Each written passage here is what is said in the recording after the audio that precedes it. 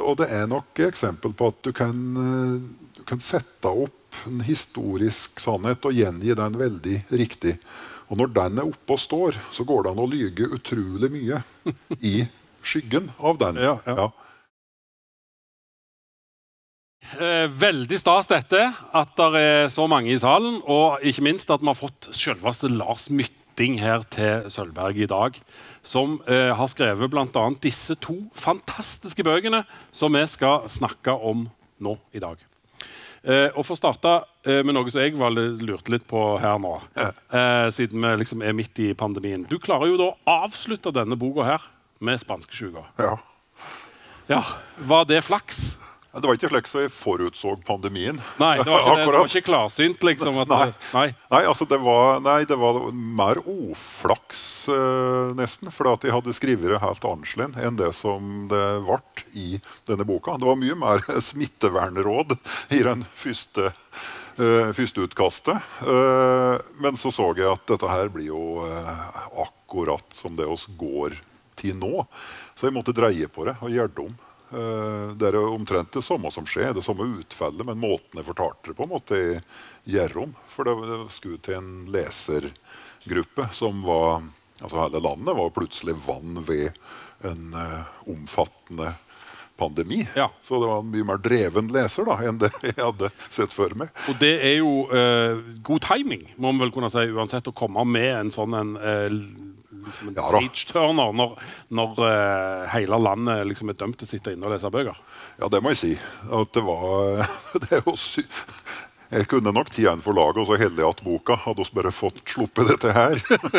Det kunne jeg gjort, men nei, jeg tror det noe særlig være at oss kan sitte, som hun var inne på, drømme oss attene til en tid som der verden omslutter en på en helt annen måte enn å gjøre i dag.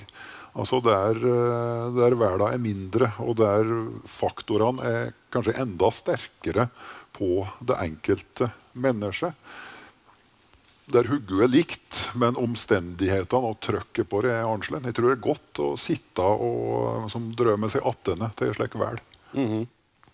Det for det tror jeg veldig mange har lett for å tenke at folk i gamle dager de var litt dummere enn oss. Sant? De visste mindre enn oss. Det litt komisk når du liksom beskriver folk som ser et tog eller et fly for første gang. Ikke sant? Ja. Men tror du de var dummere enn oss? Det var absolutt ikke det.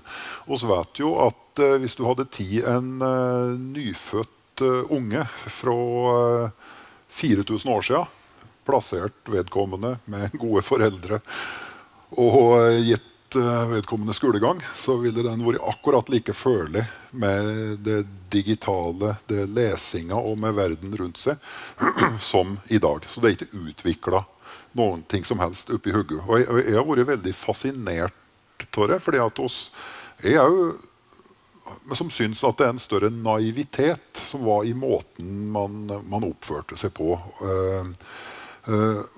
Men og også synes jeg at det var rart med for eksempel all overtrua og den lettere altså det var mer som fjør i vind som lot seg påvirket og så mye mer. Men jeg har jo sett at det veldig liten forskjell på på fælene hos gjør og måten hos til oss gjennom 100-årene. De samme fælene kommer om at og om at, men de gir seg helt forskjellige utslag. Jeg husker på Dagsrevyen så var det jo innslag ifra en sted i Afrika, der det var en liten gutt som ble hetsa fordi at de mente det satt trølldom til. Akkurat det samme gjorde kloke nordmenn rundt 1617. Oss trodde fullt og fast på at trølldom fanns, for slik var oss også. Og det jo, jeg husker Fran Leibowitz sa en gang at hvis du skal vite hva som nytt, så må du ikke snakke med de unge. Du må snakke med de gamle. For de unge så alt nytt. De jo nye selv. Men de gamle, de kan skille skid og kanel. De vet hva som nytt og hva man har opplevd mange ganger før. Det ser ut til å være liksom noe syklisk at det kommer igjen. Men nå jo du sånn at du bor i Elverum og fra Fårvang i Gudbrandsdalen. Gudbrandsdalen viktig i bøkene dine. Tror du det at du ikke en sånn byas som mange av oss andre i kulturlivet, at det en fordel for deg når du skriver disse fortellingene? Ja, jeg tror det. Og jeg tror mer og mer på den formen som livet mitt fikk da jeg var liten. Den nærkontakta som jeg fikk som guttunge i bygd der veldig mye foregikk knyttet til naturen og den fysiske verden. Ikke så mye til den teoretiske og den boklige verden, men det var utrolig mye som var lett å hekte seg på med. Enten det da var å skru, reparere bil, gå på jakt, fische, delta i all slags håndverk. Oss for omkring og var fryktelig nysgjerrige. Og jeg tror at sammen med det så var det noe annet viktig, og det var jo de store skrønemakerne som var på bygda, som pratet og la ut, og som var gode til å fortelle. Og som oss jo prøvde å herme litt etter, og lære oss en fortellermåte som var fengslende, men den var muntlig. Ja, for det du gjør her, det at du griper tag i, og det skriver du også bak med lista av folk du takker, at dette her, altså historien, disse søsterklokkene, det tuftet på noen gamle sangen fra området rundt Fåvang, eller i Gudbrandsdalen i alle fall. Hvordan var det du begynte på dette prosjektet? Er det noe som har ligget der kjempelenge, så du har tenkt at dette skal jeg skrive om en gang? Eller var det liksom bare at du satte deg ned og så knyttet disse tingene seg sammen? Jeg begynte på Søsterklokken etter at jeg var ferdig med Svøm med dem som drukner, som kom i 2014. Og da, i den boka, så var det veldig mye til oppsamlet erindringer og rare sammenknytninger som jeg selv hadde erfart. Men da jeg var ferdig med den, så var jeg nesten tom. Så jeg merket da jeg begynte å skrive at da, så var det mer som en håndverker. Så at jeg drev og skrev på historie som ikke fann sin form. Jeg klarte å skrive romanteknisk bra, men den har jeg lagt til side. Så det er altså en roman mellom de bøkene som jeg har tatt bort. Og så da synes jeg at jeg satt meg som på håndverket, men jeg gjorde mest som ikke noe som jeg brente for. Og det jeg husker som gjorde at det snudde, var at jeg var på en biltur sammen med en amerikansk forfatter. Og så var oss i hjembygda mi og kjørte rundt. Og da husker jeg at jeg stoppet opp og pekte på alle plassene der det hadde foregått noe. Og slik så ble det en kronikør da, av min egen hjembygd. Men det var ikke noe underliggende drama der. Det var ingen personer eller noe historie. Men jeg tror det var den drivkraften som ble sterk, at jeg hadde lyst til å være som nettopp den muntlige fortelleren, men jeg måtte finne en slektsberetning å legge det på. Og jeg hadde skrevet i flere måneder før jeg gjenoppdaget sangene om Søsterklokken, som har vært fortalt i forskjellige variasjoner sikkert i 250 år. Men for det du sier at altså her det tok en tid før du fant dette. For det du egentlig lager her nå, det skal bli en trilogi, sant? Det er jo en enorme fortelling. En kolossalt stor fortelling som går over flere generasjoner, med bånden tilbake igjen i flere hundre år. Hvordan komponerer du dette? Altså, visste du for eksempel da når du begynte å skrive at det kom til å bli en trilogi? Ja, jeg prøvde å tenke det slik, men det var mye mer avsluttet for generasjon i den opprinnelige tankegangen. Hvis det hadde vært slik jeg hadde gjort det i første boka, så hadde denne boka handlet om en reise til Amerika, om utvandrere til Amerika, som finnes et nytt liv der. Og den trea ville handle om at de kommer attende. Så dette der forandret seg kolossalt mye mens jeg arbeidet. Og det som var den store endringen var at jeg så hva er det slags besettelse som kan sette seg i en hel slekt, og som kan sitte med dem og henge med dem over lang tid.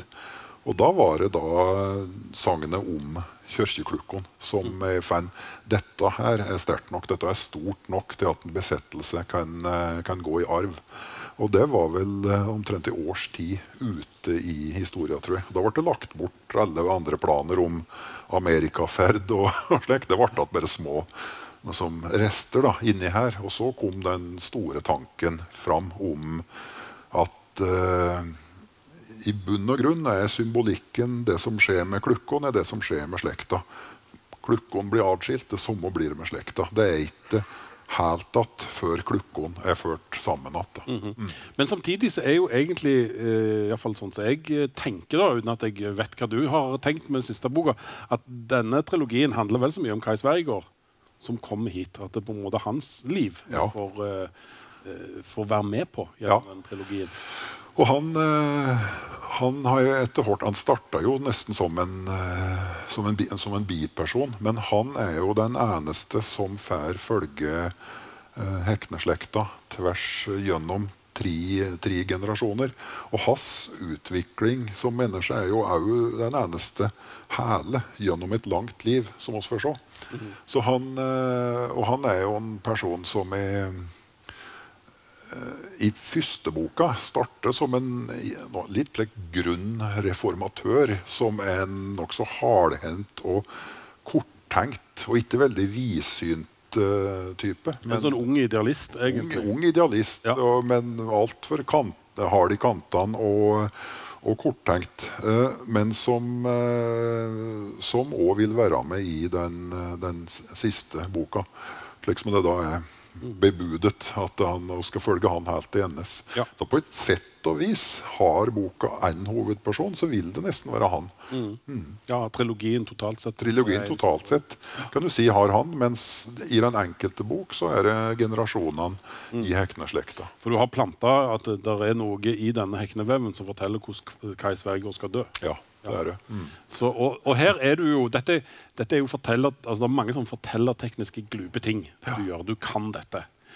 Men du har jo også jobbet som i forlag. Du har jo lest sykt mye antageligvis, og liksom, du kan mye om fortelling.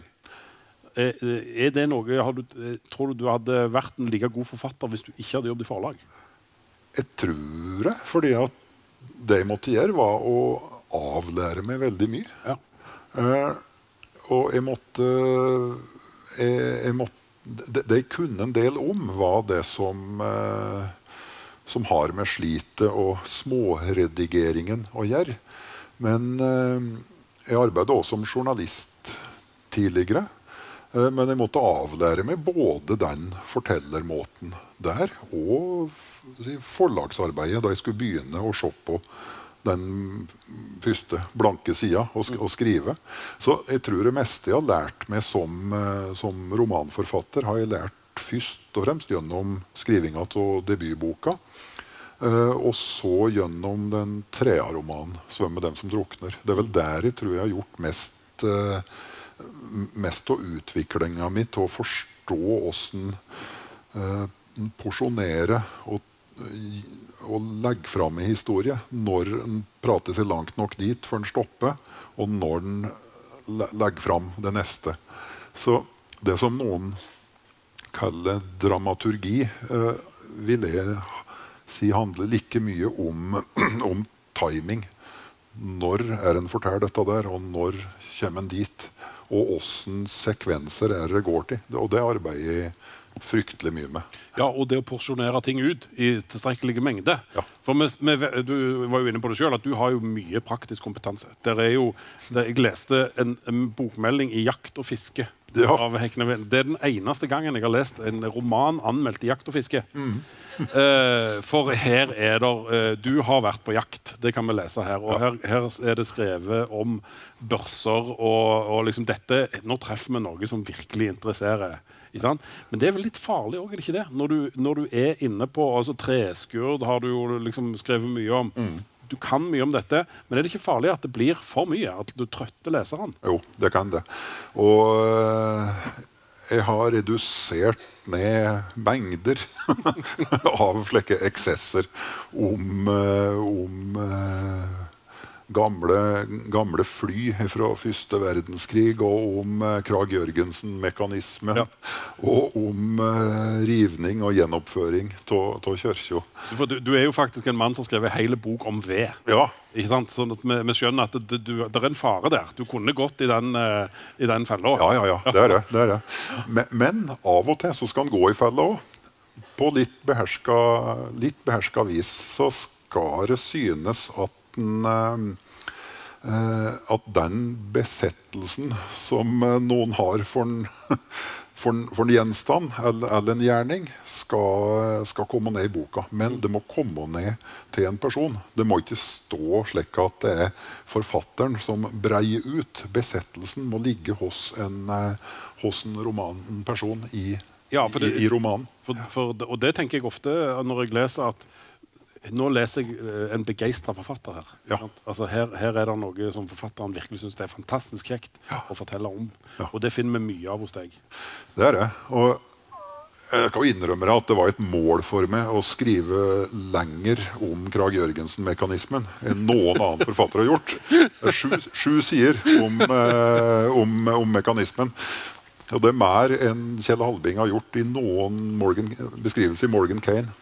Det lengste han skrev om var jeg tror det var 2,5 sider om Colt spesialrevolveren. Ja. Da stoppet han. Jeg har 7.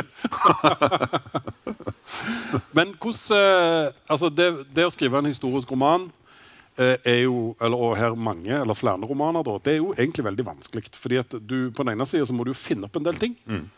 Samtidig så kan du ikke finne opp for mye, for fortiden den litt sånn etterrettelig, tross alt. Og det krever jo at du gjør en del research. Hvordan jobber du der? Altså, det sånn at du gjør researchen først, eller gjør du den underveis?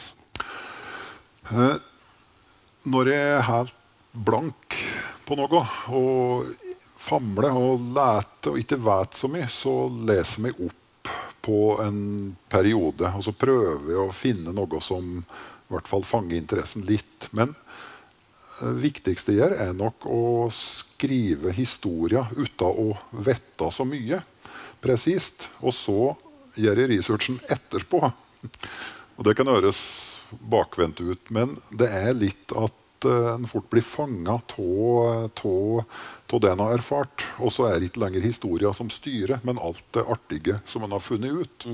Og da,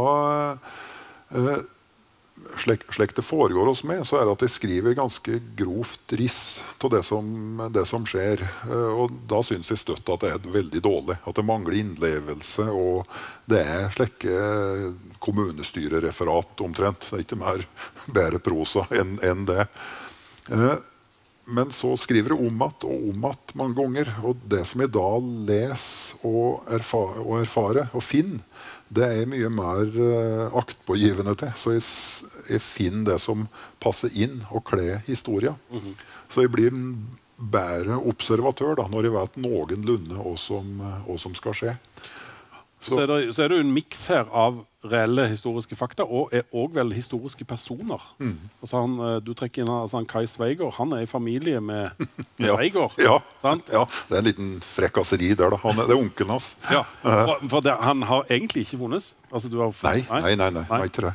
Men det gått såpass lang tid at det går an å gjøre slike små leker med dette.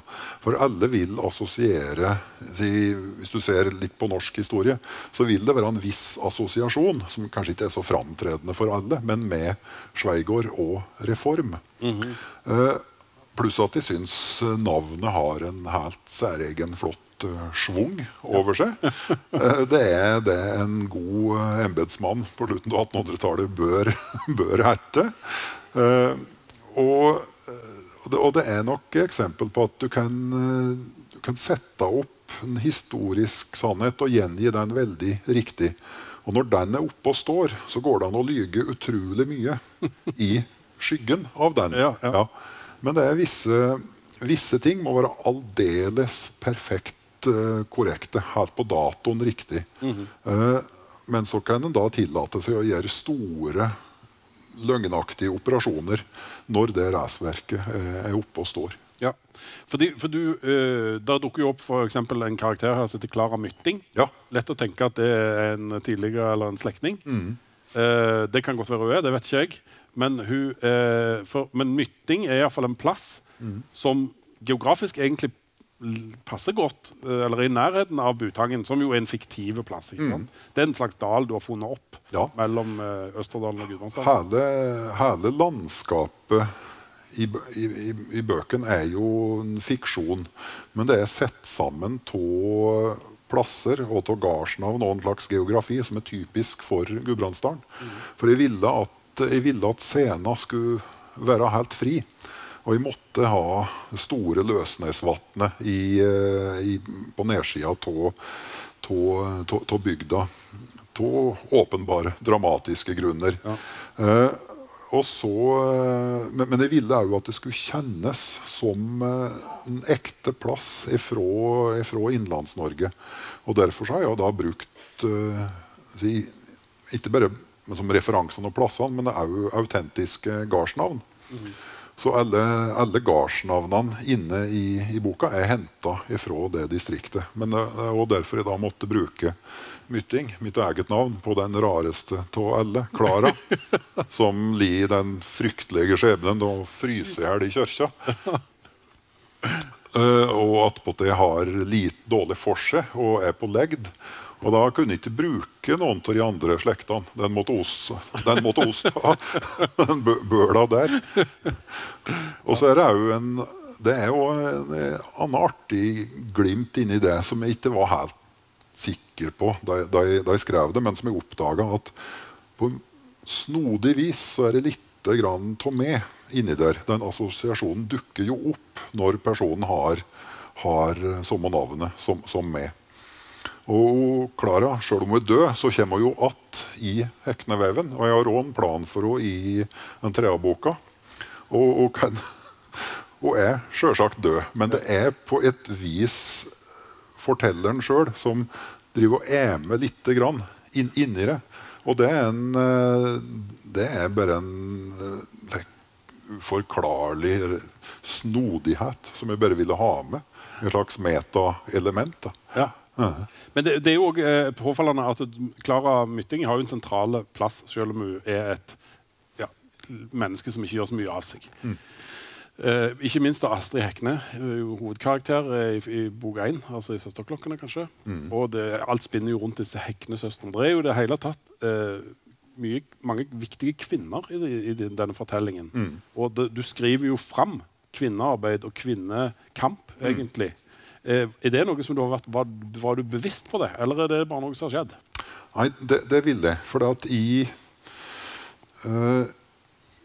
både fordi at det en underlig makt som ligger i kvinneofferet, i det helt grunnleggende historien i sangene om mora som dør da søsteren blir født, og som til minne om dem blir skjenket 2 kirkeklokker. Så det en grunnleggende kvinneoffer i det. Og for å ta opp det, og for å bære det fram, så det selvsagt at det Astrid i denne boka som bærer det.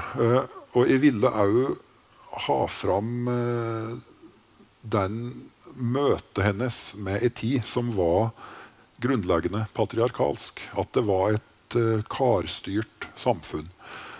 Der hos møter Astrid i første boka i 1880, så jo både garden, samfunnet, presten, lensmenn, ordføreren, alt karer. Og det fryktelig vanskelig å opponere, og enda mer bryte gjennom det.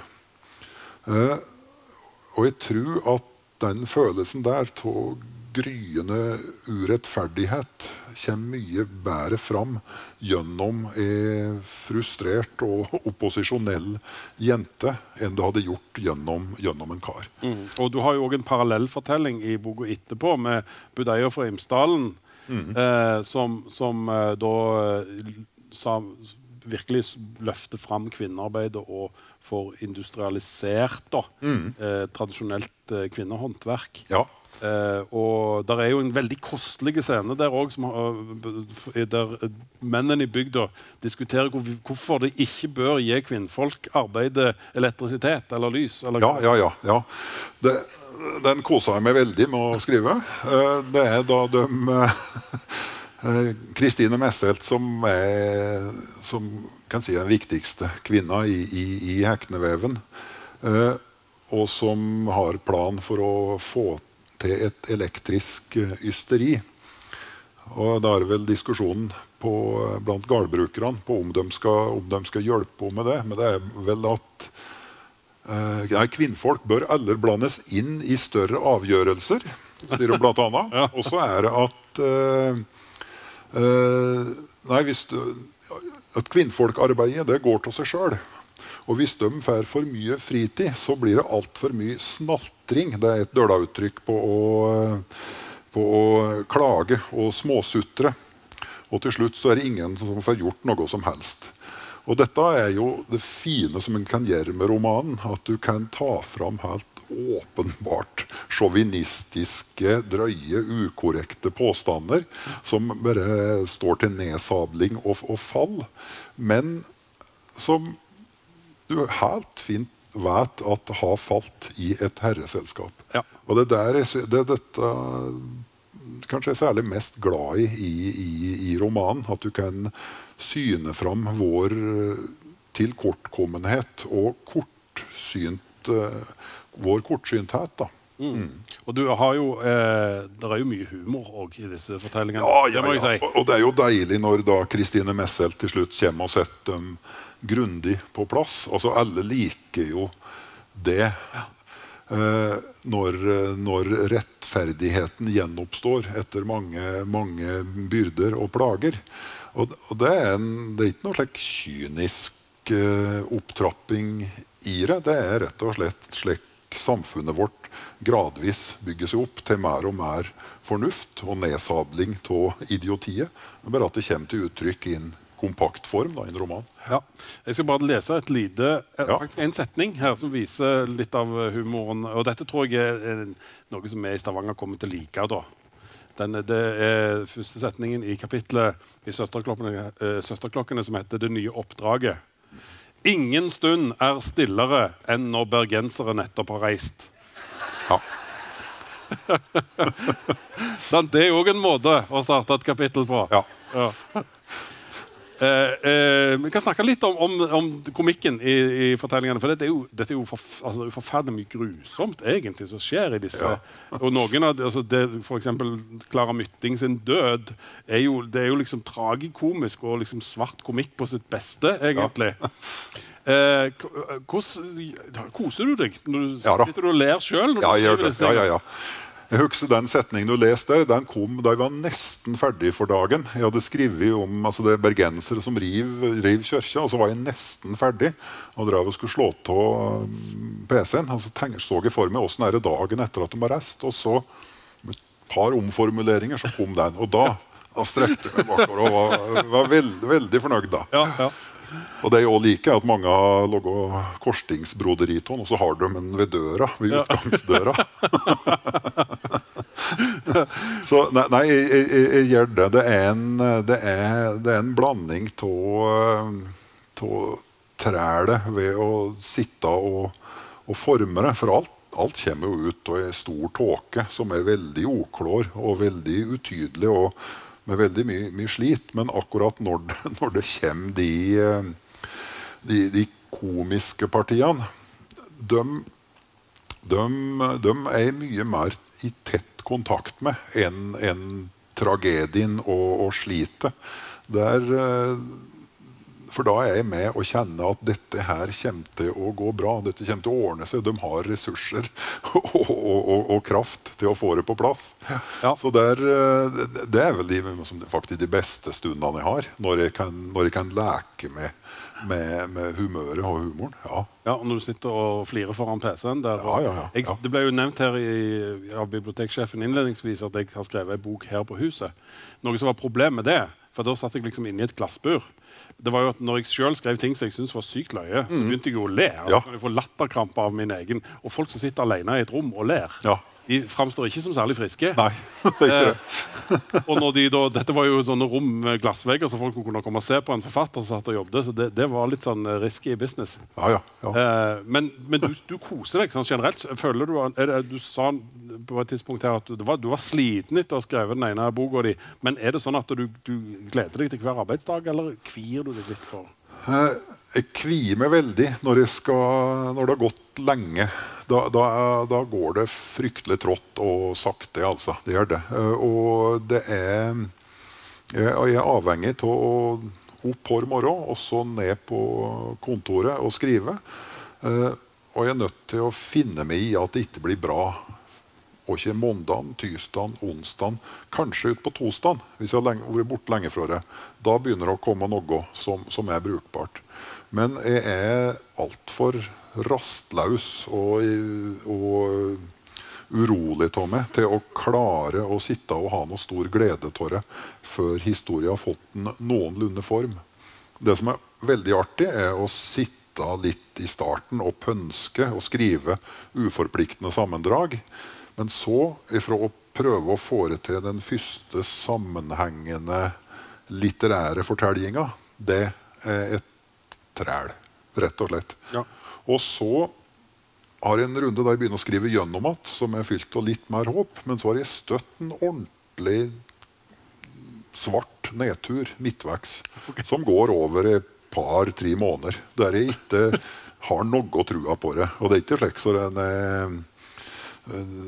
depressiv eller noe, men det er pessimisme, kolossal pessimisme for hvordan jeg skal få det til. Og jeg hadde det både i denne og også i Hekneveven. Dette er på en fase der du egentlig har skrevet et førsteutkast, er det sånn? Ja. Og så da mister du troen på det? Nei, jeg merker at det er noe som mangler, at det henger ikke ihop. Det er som å ha demontert en TV, og så ligger det deler til overs. Og jeg skjønner ikke hvordan jeg skal få det sammen at... Det er ikke så veldig mange andre heller som ville skjønt på TV. Nei, det er ikke det. Og det er litt dårlig bilde, for det er ikke slik. Jeg mangler deler.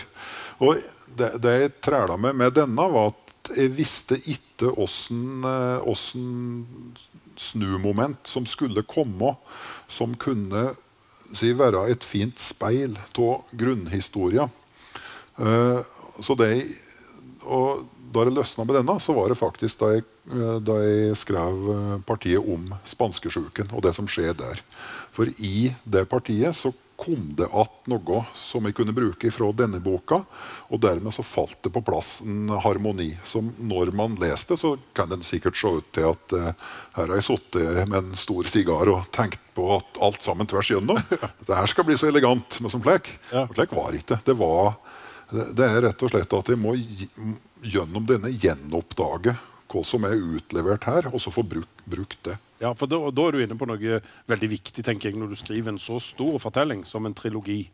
Altså, du vet liksom, når du begynner, så vet du jo ikke hvor du ender, og du skal jobbe med dette over flere år. Og du kan egentlig ikke innføre noe helt nytt som strider mot det du har skrevet før. Nei. Det må jo være en plage hvis du plutselig kommer, og det hadde vært veldig kult å ha hatt med det, men det går jo ikke fordi at... Ja, det er det, og det har...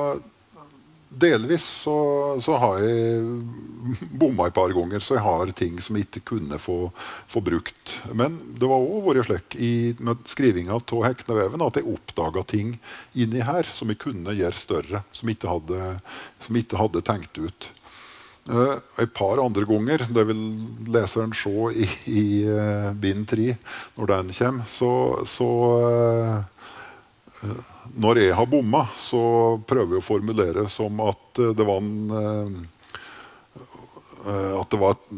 en liten misforståelse et annet sted. Og nå viste det seg at nei, de døde ikke da, de døde visst 10 år senere. Det var en feil i referatet. Og litt slik oppstår underveis. Men og det er ikke slik at jeg har jeg visste mindre om hva som skulle skje i denne enn det jeg vet skal skje i den tredje boka. Der setter jeg meg ned omtrent da jeg var halvveis i denne og begynte å se hvordan alt hvordan alt skulle ende. Ja. Og det er jo noe særegent med det å sitte i arbeid som til slutt vil ha tid 7 år å gjøre, og sitte og se hendelser, sammenhenger som faktisk kan passe inn i en beretning som går over 3 bind. Det er en ganske oppslukende, men fin prosess for Hugge. Kan du røpe litt for oss? Hvordan ligger vi? Altså, nå kommer jo Hekneveven nå i fjor. Ja. Sånn at, hva horisont har vi her? Hva tid tror du den neste? Vet du hva han skal hette, for eksempel? Ja, jeg vet hva han skal hette. Det gjør jeg. Men, det er sikkert ting som, nå er det jo folk fra forlaget ditt her som sikkert har lagt en markedsplan for dette, og sånn, så du passer på at du ikke sier for mye. Nei, oss er ganske rolige med dette der. Og også med tida. Det er heldigvis ingen som stresser meg på når det skal være ferdig. Den som jager mest på meg er meg selv. Ja. Men rytmen i hele fortellinga, og det som er utlovt i de gamle sangene, det er jo at når veven er vove, skal oss to komme att, her de sier Heknesysteren, da de dør en gang på 1600-tallet. Og så utfolder det seg jo gjennom bøken da, i et stort lerret med hendelser som oss etter hvert ser skal fullbyrdes, og som delvis blir fullbyrda i bøken. Men den rytmen som støtt har vært der, er at vi har ført en og en generasjon fra Hekne. Så det jeg kan røpe, som er lett, er jo at det blir født to unger i slutten av hver bok, og de blir hovedpersonene i neste bok også. Mens Kai Sveigård, som blir eldre og eldre, men han er ufattelig fysisk god for alderen, altså. Han har fått en jernhelse utdelt av Herren, som skal klare å være med i en hel trilogi. Så han er nesten overnaturlig klår, både i hjerne og i hjertet. Men oss fører jo neste generasjon som oss møter når de er halvvoksne på 30-tallet i Norge. Og det er født de som blir født i denne boka heter jo Astrid og Tarald. Og det er de som leser veldig nøye vil ha lagt merke til at det er en liten raritet i aller siste setning i Hekneveven. Som gjelder Astrid, som jo var hovedpersonen i denne. Jeg kan ikke røpe hvor mye som lagt i det, men det ligger en liten raritet der. Men oss følger dem gjennom det veldig skiftende 30-tallet. Og det er jo også en periode som har kolossale endringer i seg i Europa. Og ikke bare det 30-tallet som oss husker, det er fort at vi ser attene på de harde 30-årene, og så er armod, og så kommer Hitler, og så kommer krigen. Og vi ser på den tida som noe fælt. Men for dem som står der, som lever i den tida, de aner jo ingenting om hva som skjer i 34, 35, 36, 37. De ser med full optimisme på hva som skal skje i 1942. Da er jeg ferdig utdannet. Ja. Jeg skal møte verden. Det blir en storartet tid. Ja. 1942. Jeg gleder meg til 1943. De vet jo ikke hva som venter. Og det er det jeg prøver å ta inn i den historien. De har, som leser så vet du store begivenheter som venter dem, men de er fulle av framtidsoptimisme og glede. Og de har også fått nye muligheter i og med at samfunnet har utviklet seg. Muligheter til utdanning og den frigjøring som Astrid i denne boka ikke kunne gå inn i. Ser du lenger enn dette? Nei. Eller du tenker, for dette blir en trilogi. Ja, det gjør det. Så du har ikke noe liv etter det? Altså, du har ikke noen plan? Nei, jeg har hele tiden tenkt denne beretningen som helt avsluttet. Og at det det frø helt tidlig på de aller første sidene i denne boka som vil bli tiet ut i de aller siste sidene når alt er ferdig. Og det en tanke som har vært med meg hele tiden, og det tror jeg ville merket hvis jeg da skulle strekke det lenger, men det har jeg ikke noe lyst til. Nei. Jeg har ikke krefter. Men du sier du har holdt på med dette i 7 år. Altså, hvis du regner arbeidstimer, du sier du har en vanlig arbeidsdag. Du er vant med det, har en rytme som handler om å gå på kontoret på morgenen og gå hjem til middag, liksom. Ja. Hvor mange årsverk må du regne med å bruke på en bok? Ja, dette regner jeg faktisk på, fordi at jeg har en rutine så jeg tar sikkerhetskopi hver dag, og da kan jeg samle alle sammen så jeg ser hvor mange skrivedogger jeg har. Og da har jeg ca. 400 skrivedogger i hver bok. Og så må man legge til da det etterarbeidet og forarbeidet og lesinga som skjer utenom den tida. Men det ligger vel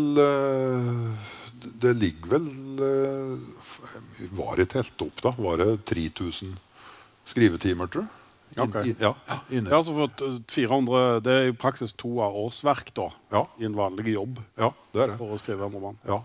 Men pluss,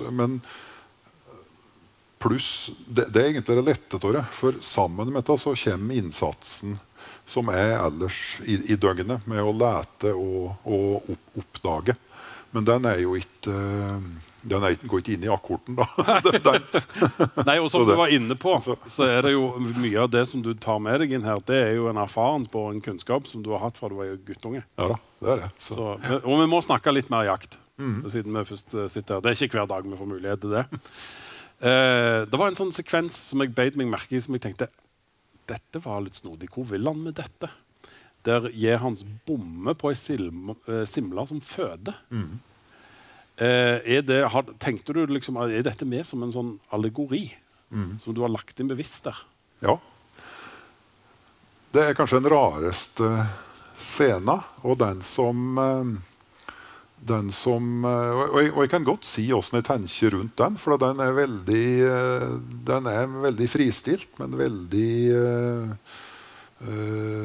noe som kom til meg i en rar inspirasjon som jeg bare ville ha med. Det som skjer er at Jehans selvsagt har kjøpt en Krag Jørgensen, som blir kalt Heknekragen. Og så får han se i reinsdyr som en tror er skadd, og hun må avlives. Og så går han fram for å skyte henne, men han bommer jo ikke. Det er bare at Heknekragen dreper henne ikke. Han er helt sikker på at han ville treft på det hellet.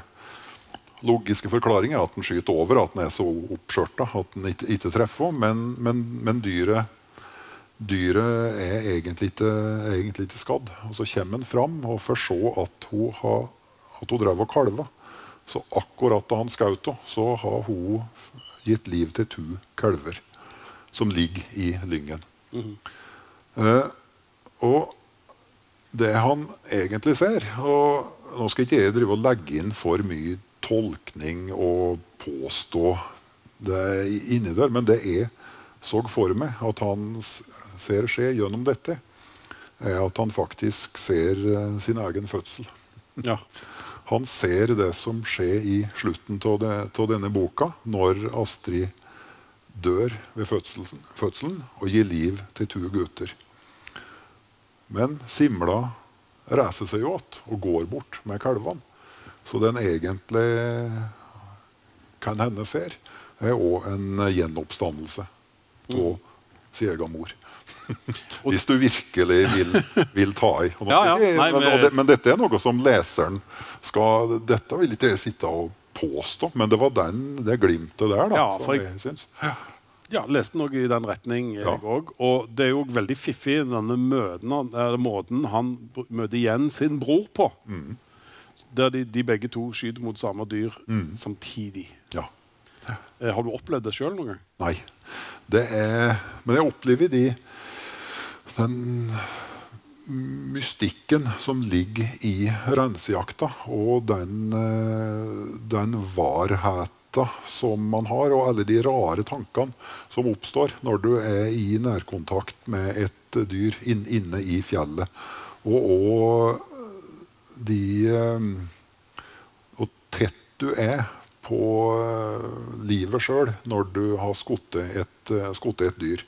Så et av de scenene som jeg er mest glad i inne i hekneveven når den går fram til et dyr som akkurat felt, og møter blikket åt det mens det tørker ut og brist. Og jeg har nok aldri vært i situasjoner der mer har pågått i tanker og i sjel og følelsesliv enn når jeg har vært på jakt, og nettopp det har skjedd. Så det min egen sensitivitet altså, til omgivelser, natur og til liv som ligger inne i de skildringene. Og da vi jo litt tilbake igjen til det med dette gamle og denne besjelingen av naturen, nesten som panteistisk religion som Kai Sveigård kommer til når han drar til Butangen, eller kommer til Butangen. Og blant annet Klara Mytting, som har en helt annen, hun bøyer seg fremdeles inn i kirka, selv om den gamle portalen vekke, og ting besjelet av denne Framstad-kjerring, og Astrid Heknes ser jo også, får jo et syn på denne tverrstokken, eller... dette ting som du bare har funnet på, eller det ting du har hørt? Det ting som du husker fra egen oppvekst og sånn? Ja, jeg husker veldig godt alle beretningene som gikk om det overnaturlige, det uforklarlige, som var det som helt seg lengst i kaffeslabberasen, særlig når jeg overhørte det som ble gjenfortalt oppe på gården på Mytting, og der bestemor mi hadde kaffeselskap, og det som de støtt kom attende til, det var det som de ikke klarte å forklare. Det var beretningene for eksempel om synske Marcello Haugen på Lillehammer, som de hadde ringt for å søke råd om sykdom. Så hadde de samlet seg rundt telefonen og skulle ringe Marcello Haugen, og så tek Marcello Haugen røret, og så vet han hvem som ringer. Og dette lenge før det noe display på telefonen. Dette i 1950. Og den historien gjenfortalt gang på gang. De klarte ikke å forstå hvordan visste den personen flere mil unna hvem som ringte. Andre historier om fjøs, stenfjøs, som bygd som kua ikke vil inn i. Hun bare raute, vrenge øynene og nekte å gå inn. Hele kubølingen vil ikke inn i det nye fjøset, som de har bygd med stor innsats, mangfoldige folk over flere uker. Da forklaringen det at nei, oss må ha bygd det på et urolig sted. Altså det underjordiske her. Og nå vil oss si at dette bare tull. Altså det nisser. Men, og det finnes ikke underjordiske. Men faktum at kua ikke vil inn der. Og det som også faktum at de rev hele fjøset, flyttet det 40 meter, og kua gikk inn uten noe stuss. Og det fjøset står der den dag i dag. Og da må vi spørre oss, dette her folk som ikke leker med livet sitt. De driver ikke og bruker flere uker på å flytte et fjøs hvis det ikke noe grunn til det. Så alle disse historiene har vært med meg, og jeg gleder meg over dem, fordi at det den der sæglivetheten når det noe vi ikke kan forklare, den har et særlig stort plass i fortellerhjertet vårt. Ja. Og det jo et paradoks her når Kai Sveigård kommer, og han liksom litt provosert av all denne overtroen. Men det noe han formidler, så det jo virkelig et vanvittig budskap. Han lever jo, som han blir konfrontert med, han lever jo på å gjengi nomadelegender fra Midtøsten, som 2000 år gamle. Og det er jo ingen som har et mer systematisert forhold til overtrua og det uforklarlige enn det som de truende religiøse har. Men der ligger også det veldig, veldig fine paradokset, og som Schweigaard etter hvert kommer fram til i denne boka, at det er ingen tru. Det er ikke verdt noen ting hvis du bare kan bevise, for da blir det bare NTNU-fysikk. Da kan du bare gå og legge fram et regnestykke, slik er det. Hvis du skal tro på noe, så kan ikke 2 pluss 2 være 2. 2 pluss 2 må være alt annet enn 4 for at du skal tro på det. Det er først da du må mobilisere noe utenom det rasjonelle, og der er trua. Jeg lurer på om vi skal avslutte der. Jeg synes det var veldig godt sagt, jeg. Jeg er enig i det. Det var veldig kjekt å ha deg her, men en plass må vi stoppe. Da vil jeg si tusen takk til Lars Mytting. Takk, takk.